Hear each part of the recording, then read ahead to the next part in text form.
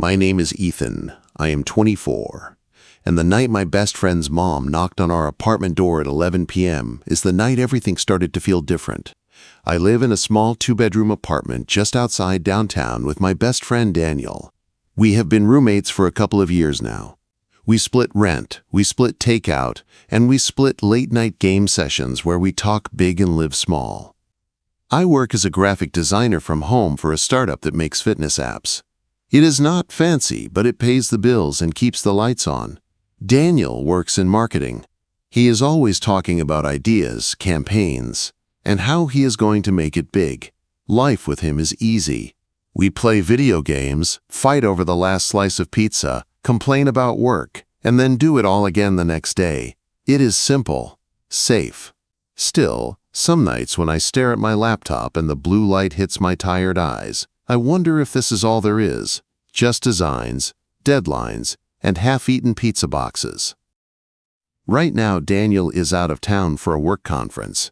3 days. It does not sound like much, but the apartment feels strange without him. Too quiet. No loud music from his room. No dumb jokes yelled from the kitchen. No new dishes appearing in the sink like magic. I am not really upset about the quiet, though. Tonight I have the TV to myself. I am stretched out on our old couch, the one with a spring that stabs your back if you sit in the wrong spot. A thriller show is playing on the screen. I am half watching it, half scrolling on my phone. Our place is nothing special. Mismatched chairs. A coffee table we found on the curb. A couple of plants that look like they gave up on life months ago, but Daniel keeps saying he can save them. Daniel's mom, Mrs. Walker, comes by sometimes to water those plants or drop off some of his old stuff. She lives in a neat house in the suburbs about 20 minutes away. When she walks into a room, everything feels more in order, like she brings control with her. I have met her a few times. Mrs. Walker is not like most moms I know. She is 46, elegant, and sharp. She wears simple but perfect clothes. Tailored blouses, fitted jeans, boots that click softly on the floor. Her hair is always done, her makeup light but clean. Her voice is calm, but there is power in it, like she is used to being listened to. The first time we met, I was standing in the kitchen in old pajama pants, eating cereal straight from the bowl. She walked in, gave me a slow look, and said, "Please tell me you are keeping Daniel from living on instant noodles." I almost choked. I laughed, said something dumb about frozen meals, and felt like a kid caught skipping homework. After that, it was always quick. Hellos. A short chat about Daniel. A comment about the plants. Sometimes a joke about how 2 guys can turn a clean apartment into a disaster in a week. She was kind, but a little distant, like she stayed 1 step back on purpose. Except for one moment. About a month ago, she came by with a box of Daniel's old things. Some books, a jacket, random stuff. I was sitting on the floor while she sorted through the box. At one point, I caught myself watching her a little too long. The way she moved, the way she tucked her hair behind her ear. She looked up and caught my eyes. For a second, I was sure I had messed up. But she just smiled, this small, knowing smile, and said, "Boys your age are always distracted." My face burned. I looked down and pretended to check my phone like I had 100 important messages. It was not flirty, not really, but it shook me. She is Daniel's mom, I kept telling myself. You do not think about your best friend's mom. But that line stayed in my head, like a song you cannot get rid of. Tonight feels like any other night. It is 11 p.m., and rain is tapping lightly on the windows. The light in the living room is soft. I am on the couch in sweatpants and a faded t-shirt, eyes half on the TV, half on my phone. Daniel is gone. The apartment is calm and still. I am thinking about going to bed soon. Then I hear it, a knock at the door. It is not loud, but in the quiet it feels sharp. I pause the show. The picture on the screen freezes on a dark hallway from the thriller. I glance at the clock. 11 p.m. exactly. Who knocks at 11 p.m.? My first thought is a neighbor with a complaint. Too much noise. A leak. Something. My second thought is Daniel. Maybe his flight got changed. Maybe he forgot his keys. I push myself off the couch and walk to the door. The rain outside has picked up now. I can hear it against the windows, a steady soft drum. I flip on the porch light and open the door. I am ready for anything. But not for who I see. It is Mrs. Walker. She stands there in the yellow glow from the porch light. Her raincoat is damp and shining a little. Her hair is not pulled back like usual. It is loose, a bit messy, damp pieces resting against her neck. She is not wearing her usual perfect makeup. She looks natural, raw. In one hand she holds a simple paper bag. Her eyes look tired, a little sad, and something else I cannot name. Seeing her like this makes my chest feel tight. "Mrs. Walker," I say, my voice unsure, "is everything okay?" She gives a small smile. It does not fully reach her eyes. "I was heading home," she says softly. "But then I thought, no one is there. So I swung by here." Quote. Her words sound casual, like she is just making a small stop. But the way she looks at me does not feel casual at all. Her eyes stay on mine 1 second too long. My mouth goes dry. I do not know what to say, so I step aside. Come in. It is really wet out there." She hesitates, just for a heartbeat, then steps inside. As she moves past me, I feel the cool air follow her and catch a light scent of her perfume mixed with rain. It makes my head swim for a moment.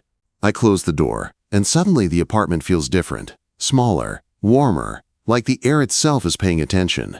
"Let me take your coat," I say, just to fill the silence. She unbuttons the raincoat and slips it off. Underneath, she is wearing a simple sweater and jeans.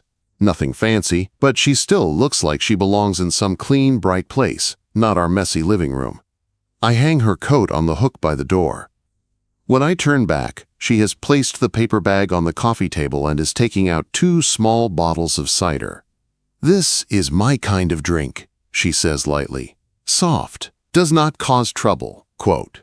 She holds 1 bottle out to me. Our fingers brush for a second when I take it, and even that small touch sends a quick spark up my arm. "Thanks," I say quietly, twisting the cap off.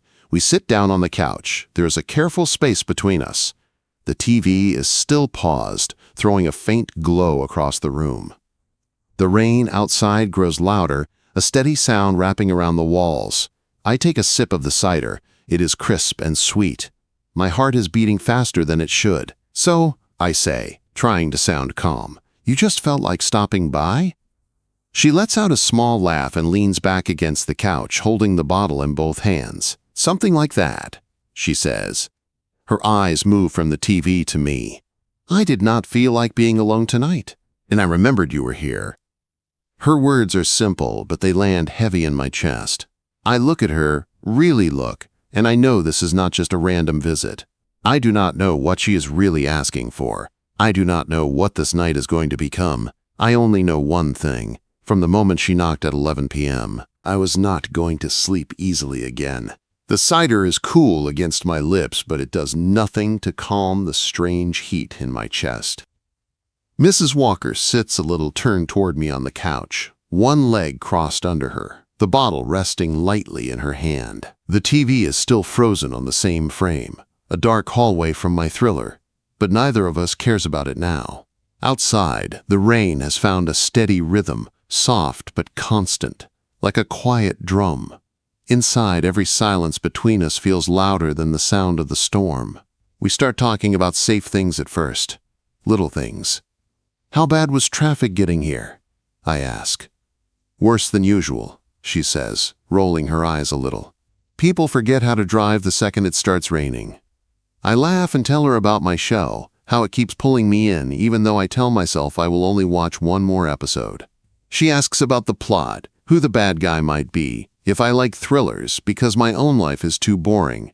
Her questions are light, but she listens like every word matters.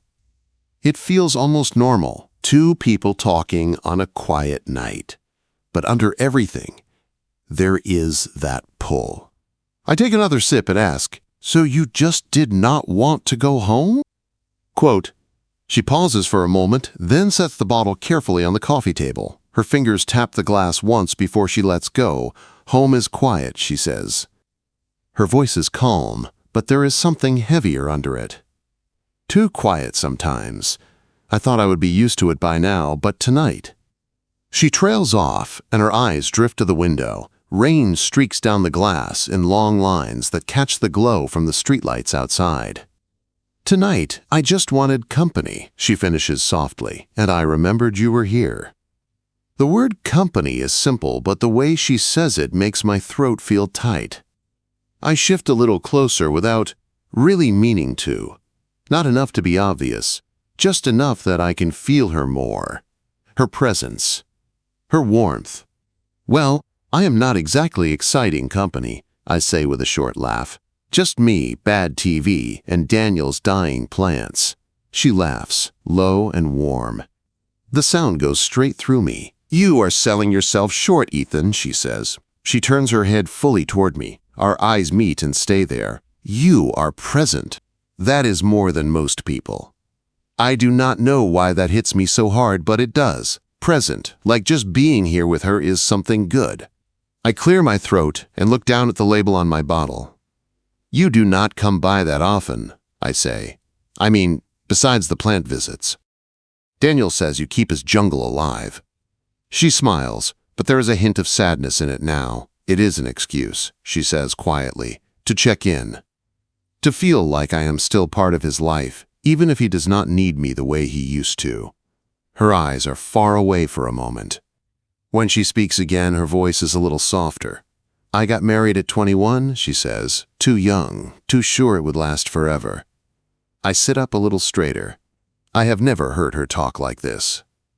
Not to me. I thought that is what you do, she continues. You find someone, you build a life, you make it work. No matter what. Did it work? I ask, even though I already know the answer. She smiles, but it is that tired kind of smile that does not hide the truth. For a while, she says, then it did not. I was 37 when I finally left. After years of telling myself I just had to try harder, be a better wife, a better mom, hold everything together. Her fingers run slowly along the side of the bottle, tracing a drop of water. Being a mother is everything, she says. But sometimes it is a way to stop being a woman. You forget who you are outside of taking care of everyone else. Her words hang heavy in the air. I have never thought of her like that. I have only seen the finished version. The strong, composed, perfect Mrs. Walker. Not this woman in my living room, sitting with her shoulders just a little slumped, talking about a life that did not go the way she planned. I listen, really listen. I can feel something shift between us. She is not just Daniel's mom in this moment. She is just her. A person. Do you ever miss it? I ask quietly, who you were before all of that. She looks at me, and her eyes are sharp and soft at the same time. All the time, she says. But it is not gone. It is just buried. Sometimes I forget I am still a person. Not only someone's mom or someone's ex. Her voice shakes just a little. She laughs to cover it and takes a quick sip of her cider. Listen to me, she says. I sound like I am in a therapy session. You don't, I say too quickly. Her eyes flick back to mine with a small spark of surprise. It is real, what you are saying. I get it. I am not sure I fully understand, but I want to. So I tell her about me, about how my life feels stuck sometimes, how the days blur together. Designs, deadlines, games, sleep, repeat. I tell her how I date sometimes, but nothing feels deep. Nothing feels like it is supposed to change anything. It is like I am waiting for something, I say, staring at my hands, but I do not know what. She watches me with a look that makes me feel seen in a way that is almost too much. That is the hardest part, she says. Waiting without knowing. But you are young, Ethan. You have time to figure it out. Quote, her words are kind, but there is a weight behind them, like she is speaking from a place I have not reached yet, a place I am afraid of but heading toward anyway. The rain gets heavier. The sound deepens, filling the spaces between our breaths. The room feels warmer, smaller. The distance between us on the couch feels like a lie. She shifts her leg, bringing her knee a little closer to mine. Our bodies almost touch. I notice the way her fingers play with the edge of the bottle label. the way a piece of damp hair has fallen across her cheek. My hand twitches, wanting to reach forward and move it, but I do not. We talk more. She tells me about traveling in her 20s, backpacking through Europe before marriage and kids in suburbs. I tell her about a music festival Daniel and I went to, how we got stuck in the rain and ended up laughing in mud up to our ankles. We do not say Daniel's name after that. Not on purpose, but like we both feel this small world we have built tonight. Just the two of us inside it. Our bottles slowly empty. The labels peel at the corners. The conversation thins into longer silences. Not uncomfortable, just full, charged. I finally stand up, needing to move to break the tension. I will put these in the sink, I say, picking up the empty bottles. My voice sounds rough. She nods and stands too. When she follows me to the kitchen, it feels like a choice. The kitchen is small, the counter is close to the fridge, and there is barely space for two people to stand side by side. I set the bottles in the sink and turn to grab a towel from the counter. She is right there. Closer than before. Close enough that I can feel her warmth. Close enough that I can smell her perfume under the faint scent of rain. I freeze, my hand hanging in the air for a second. Our eyes meet. All the light talk and careful space from earlier falls away in that one look. Her eyes are not tired now. They are focused. Intense. There is fear there, but something else too. Want. She reaches out and lets her fingers brush against my hand. Not by accident, not by mistake. A slow, gentle touch that stops my breath. I look down at her hand on mine, then back up at her. I do not want to be the adult tonight, she says. Her voice is low, but every word is clear. The sound of the rain fades into a distant roar. My heart pounds in my ears. I know exactly what she means, and it scares me more than anything has in a long time. Are you sure? I manage to ask, my throat tight. She holds my gaze. There is no game in her eyes, no joke, only truth. No, she says. A small, honest smile touches her lips. But for the first time, I do not want to be sure. The whole world seems to stop right there, in that tiny kitchen, with her hand on mine and those words hanging between us like a dangerous choice. Time slows down in that tiny kitchen. Her hand is on mine, warm and steady. Her words float between us like heavy air. I do not want to be the adult tonight. For the first time, I do not want to be sure. I feel like I am standing on the very edge of something I cannot come back from. The rain hits the windows harder, but it sounds far away. All I can hear is my own heartbeat and the quiet sound of her breathing. Her eyes do not move away from mine. There is no joke in them, no teasing, just a tired kind of hunger and a deep, aching honesty. I want for one wild second to just lean in, to forget who she is, to forget who I am to her, to forget Daniel, to stop being careful and good and scared. Instead, I swallow hard. My throat is dry.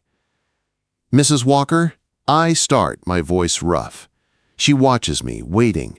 I gently pull my hand back.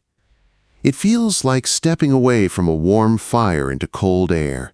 I take a small step to the side, putting a little space between us. Not much, but enough to breathe. Her eyes flicker, just a little. No anger, no drama. Just a small flash of hurt that she hides almost at once. Sorry, I say, even though I am not sure what I am apologizing for. For wanting her. For not acting on it. For both. You do not have to say sorry, she answers. Her voice is calm again, but softer than before. I am the one who showed up at your door with cider at 11 at night. Quote. She lets out a short, shaky laugh and looks down at the floor, then back up at me. I should not have put you in that spot, she says. You are a good guy, Ethan.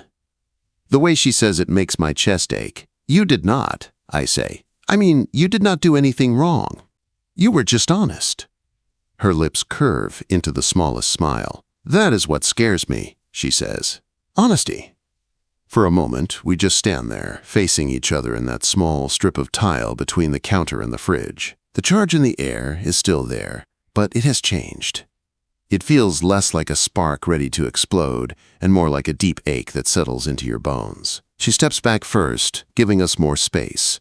She reaches for her bottle in the sink, rinses it without really looking at it, then sets it down.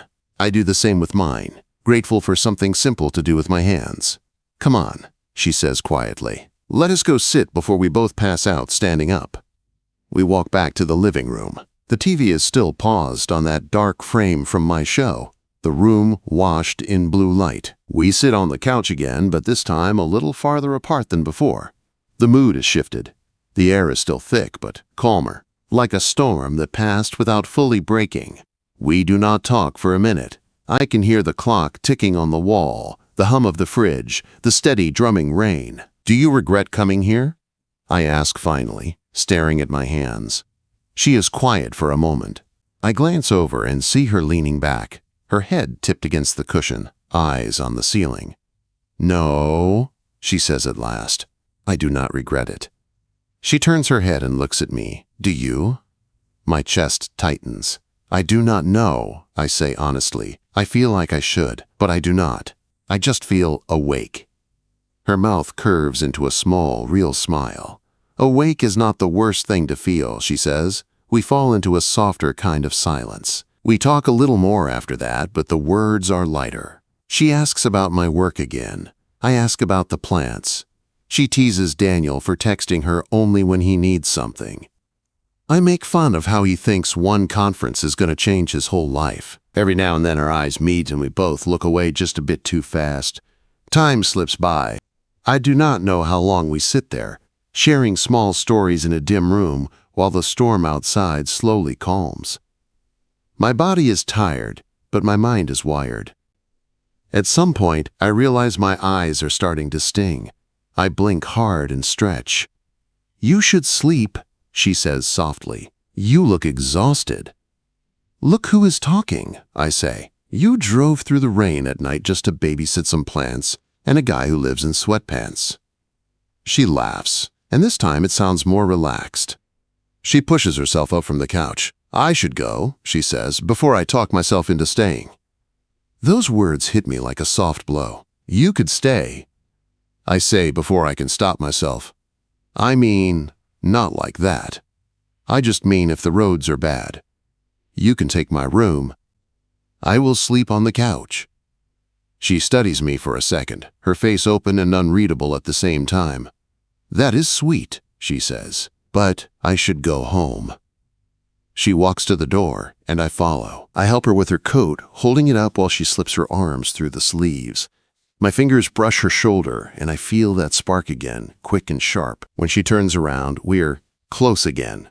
Not as close as in the kitchen, but close enough. The porch light shines through the small window in the door, framing her face in a soft glow. "Ethan," she says quietly. "Yeah." Her eyes search mine, careful now, like she is picking each word before she lets it out. "Do not hate me for tonight," she says. "And please do not hate yourself either." The words land deep, simple, direct. I swallow and nod. "I could never hate you," I say, "and I do not hate myself. I just do not know what to do with all of this." She gives a sad little smile. "You do not have to do anything," she says. "Sometimes it is enough just to feel it and let it pass." She reaches up and, for the first time, touches my face. Just a light brush of her fingers along my jaw, like she is memorizing me. It is innocent, and not innocent at all. "Good night, Ethan," she whispers. "Good night, Mrs. Walker." I answer, my voice low. She opens the door. Cool air and the smell of wet pavement rush in. She steps out into the hallway, looks back once, and then she is gone. I close the door slowly and lean my forehead against it for a second, breathing in the quiet she leaves behind. The apartment feels different. Like every object has shifted just an inch. I go back to the couch and sit down hard. The TV screen has gone dark now. I do not bother turning it back on. I lie down and stare at the ceiling. My body is tired. but my mind refuses to shut down. I see her standing in the doorway. I feel her hand on mine in the kitchen.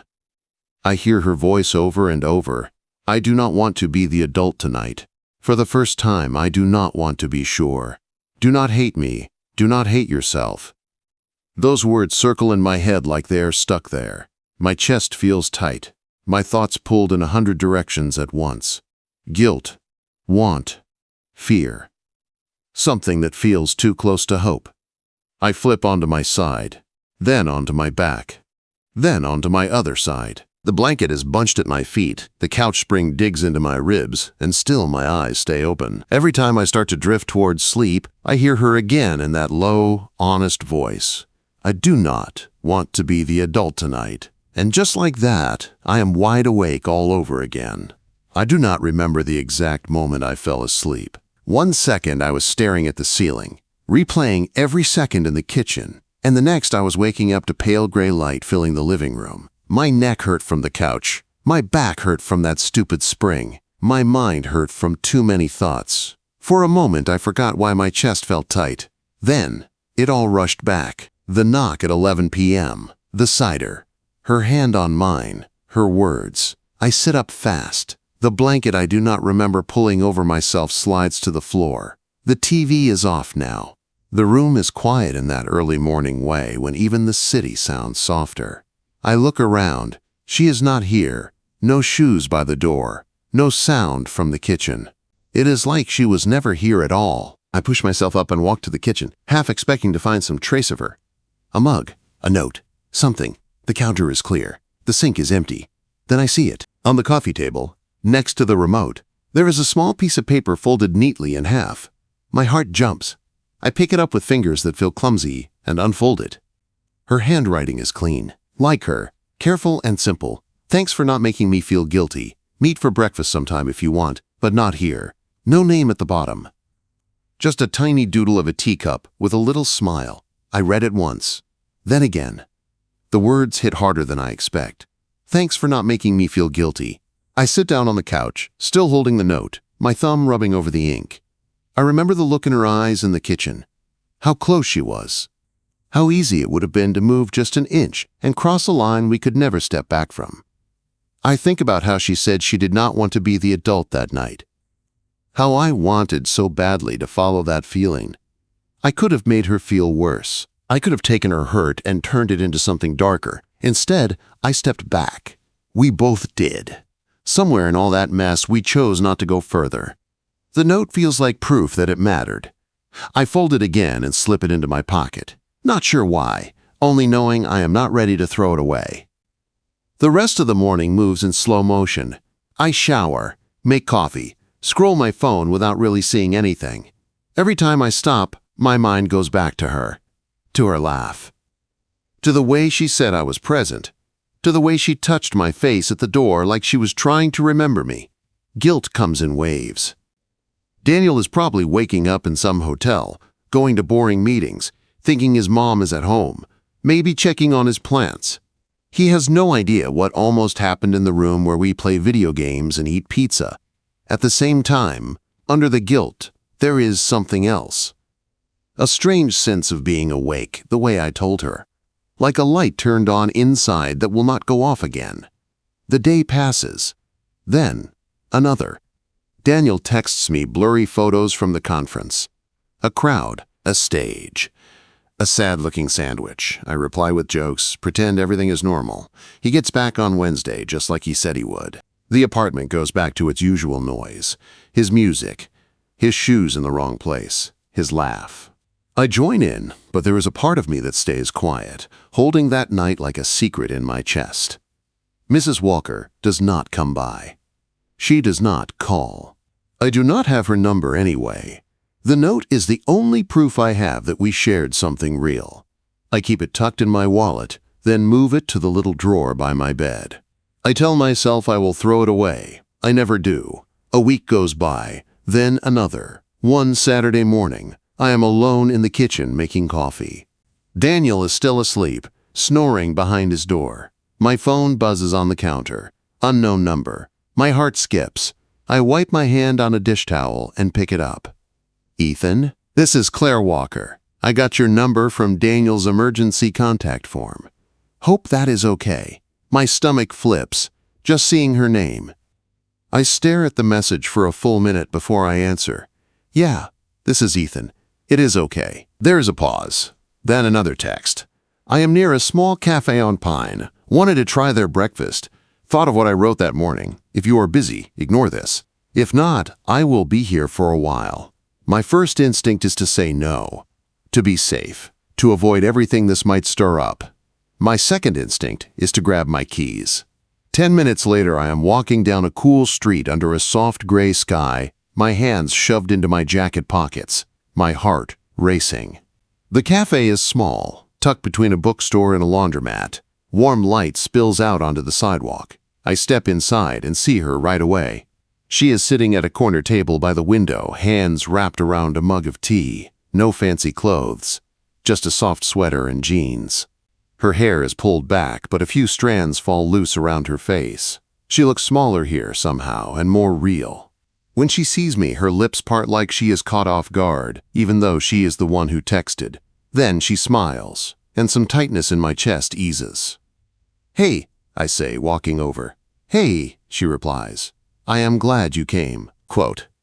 I sit down across from her. For a second, neither of us knows where to start. The sound of cups clinking and quiet music fills the space. Did Daniel say anything? I ask finally. About that night, she asks. No, he does not know I was there. My shoulders drop in relief and guilt all at once. I wanted to see you somewhere that is not your apartment, she says. Somewhere that does not feel like his space. I nod. That makes sense more than I want to admit. I keep thinking about what I said, she adds, eyes on her tea. I do not want to be the adult tonight. It sounds reckless. It sounded honest, I say quietly. She looks up at me. There is that sharp, soft gaze again. That is what scared me, she says. How honest it was. We sit there, two people on opposite sides of a small table, trying to hold something fragile between us without breaking it. I do not regret coming that night, she says. I do not regret talking to you. I do not regret feeling what I felt.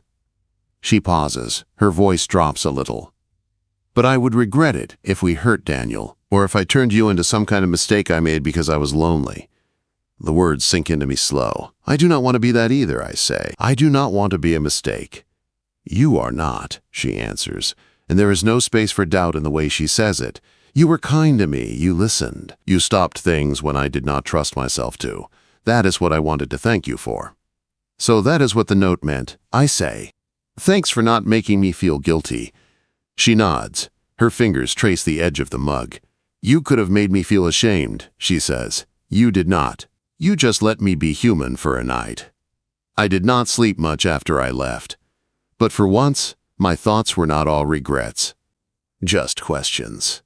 I let out a breath I did not know I was holding. I did not sleep much either, I admit. I kept hearing your voice in my head. She smiles faintly. Which part? I meet her eyes. All of it. The part where you said you forget you are a person. The part where you called me present. The part where you did not want to be the adult. It all kind of stuck. Quote. We fall quiet again, but it is not empty. I feel like we are standing on that edge again. Only this time we are not pretending we do not see it. What do we do now? I ask. She looks past me out the window for a moment, thinking. When her eyes come back to mine, they are clear. Now, she says, we remember that we are both people, not just roles, not just mom and friend, but we also remember that we care about someone who trusts us both, and we act like that matters. It is not the wild, forbidden answer some part of me wanted, but it feels right. It feels steady. So no secret relationship, I say with a small, wry smile. She laughs, a real laugh this time. No, she says, no secret anything. If I ever needed to talk again, I would like to know I can. And if you ever need someone older who has made a lot of mistakes to listen, I hope you think of me, but not in a way that ruins your best friend's life. There is a sting in that, but also a strange kind of comfort. Okay, I say, I can live with that. We sit there a little longer. We talk about normal things, her work, my latest design project, Daniel's bad taste in clothes. When we finally stand to leave, she reaches out and squeezes my hand once. Just once. "Ethan," she says softly, "you are more awake than you think. Do not go back to sleep just because it is easier." Those are the last words she says to me before we step out of the cafe and go in separate directions. That night, back on my couch, the apartment full again with Daniel's noise and life, I lie awake staring at the same ceiling. I think about her knock at 11 p.m. I think about the way she almost broke and how I almost let myself fall with her. I think about how we stopped, how we still met anyway, how she told me I was present, and how she told me not to go back to sleep. Her words loop in my head, gentle but firm, keeping me awake for all the right reasons this time. I do not know what my life is going to look like from here. I do not know who I will love or how I will change, but I know this. I am done living like nothing matters. I am done running on autopilot. All it took was a late-night knock, a quiet woman who did not want to be the adult for once, and a few simple words that made it impossible to close my eyes and go back to the way things were.